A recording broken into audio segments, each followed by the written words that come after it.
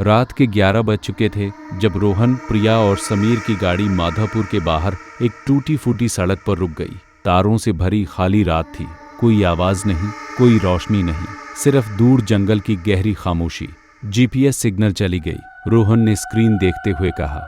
प्रिया ने खिड़की से बाहर झांका और एक पल के लिए उसे लगा जैसे जंगल के अंदर कोई हाथ हिला रहा है, लेकिन जब उसने ध्यान से देखा वहां कुछ नहीं था, सिर्फ हवा में कांपते पत्ते। तभी समीर ने एक पुराना बोर्ड देखा, धूल से ढका, अंधेरों में भी पढ़ा जा सकता था। माधवपुर का पुराना शिव मंदिर, 2 किलोमीटर्स। उसके नीचे किसी ने लाल रंग से लिखा था, वापस जाओ। रोहन हंस दिया। हॉरर मूवी लग रही है यार, लेकिन हंसी उसके गले में अटकी रही, क्योंकि तभी गाड़ी की हेडलाइट्स में एक छाया तेजी से जंगल में घुस गई। इंसान की तरह दिखती थी, लेकिन उसके पैरों की कोई आवाज नहीं थी। मंदिर तक पहुंचते पहुंचते उनके जूते गीली मिट्टी से भारी हो गए। जंगल बीच में एक विशाल काली इमारत थी, छत गिरने की कगार पर, लेकिन दरवाजा, लोहे का भारी दरवाजा, बिल्कुल सीधा खड़ा था, जैसे इसे किसी ने अभी अभी बंद किया हो। प्रिया ने टॉर्च जलाई। दरवाजे पर नागों की नक्काशी थी, लेकिन नाग जिंदा लग रहे थे, जैसे टॉर्च लाइट में उनके तराजू चमक रहे हों। मैं अंदर नहीं जाऊंगी, प्रिया ने धीमी आवाज में कहा। उसकी आवाज खुद उसे अजान लगी। समीर ने दरवाजे को एक झटका दिया, वो खुल गया, एक अंदर से आती सांसों जैसी आवाज के साथ। अंदर घुप अंधेरा था और अंधेरे के बीच में, बिल्कुल बीच में, एक दिया जल रहा था, अकेला, बिल्कुल सीधा। कोई हवा नहीं थी, फिर भी उसकी लौ कांप रही थी। रोहन ने अंदर कदम रखा।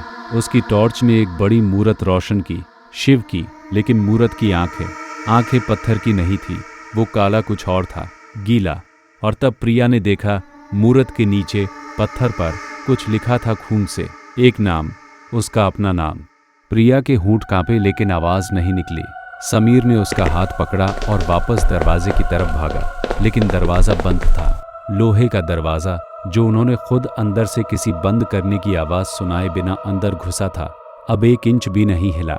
रोहन की टॉर्च थरथराने लगी, फिर बुझ गई। अंधेरों में सिर्फ वो एक दिया था, और अब उसकी रोशनी में उन्होंने देखा कि मंदिर की दीवारों पर परछाइयां थीं।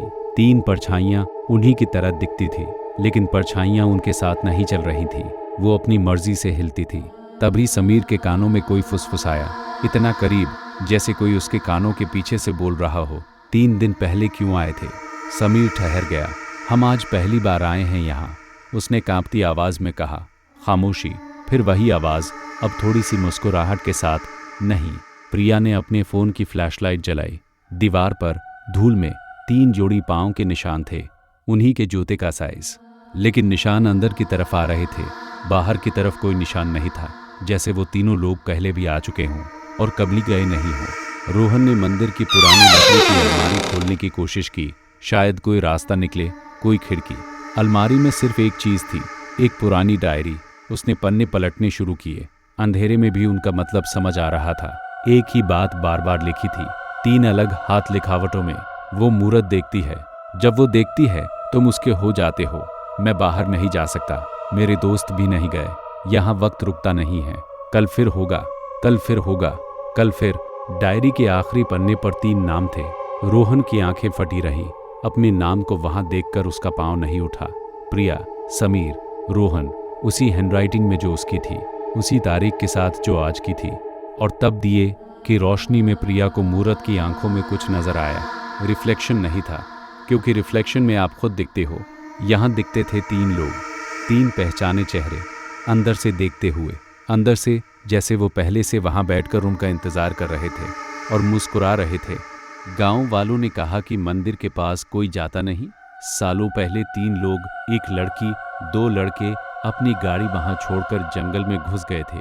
गाड़ी आज भी वहाँ खड़ी है, डीजल खत्म है, बाकी कुछ नहीं मिला कभी। लेकिन रोज रात को माधवपुर के बुजुर्ग सोते नहीं, क्योंकि मंदिर की तरफ से 3 आवाजें आती हैं, कभी हंसी, कभी रोना और कभी बस ये शब्द, बार बार, घंटे भर। दरवाजा कब खुलेगा, दरवाजा कब खुलेगा।